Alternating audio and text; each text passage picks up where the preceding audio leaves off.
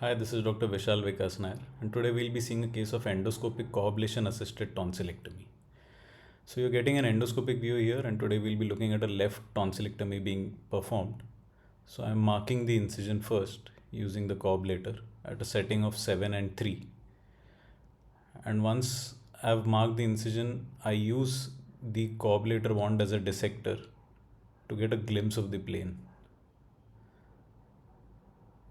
And we can coagulate any superficial bleeding that we encounter at the superior pole. As you can see, we use the coblator wand as a dissector and control any bleeders that we get. Usually in the right plane, we encounter very little bleeding. So again, dissecting using the coblator wand, which was taught to me again by my teacher and mentor Dr. T.N. Jankiram sir. So you can either follow a dissection from superior to inferior or from lateral to medial.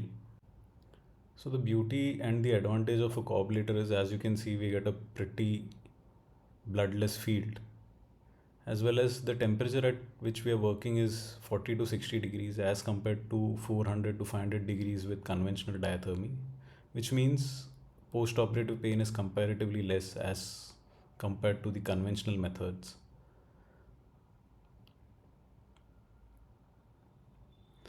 And we can use a microscope or an endoscope. In this case, I'm using an endoscope to get better visualization, because better visualization will give you better results.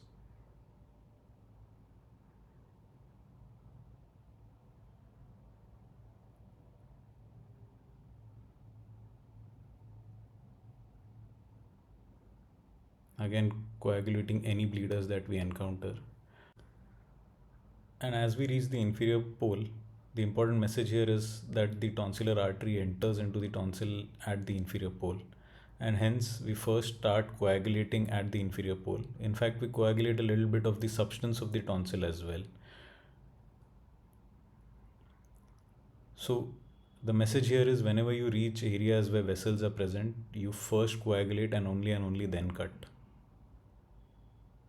So as you're seeing, I'm still coagulating, and once I'm sure that I've coagulated the area of where the vessel enters, I then and only then cut.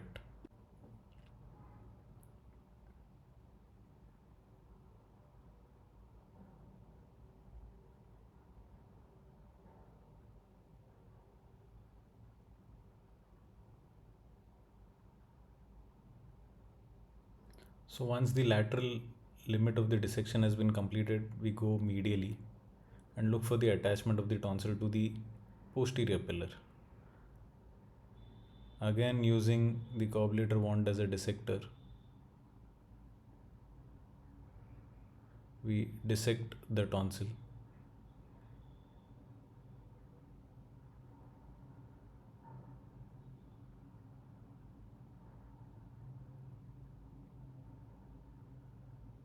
And then we separate the tonsil from the posterior pillar.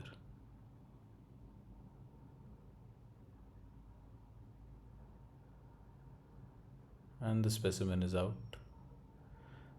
Then we look for any bleeders and achieve hemostasis by coagulating any bleeders that we find.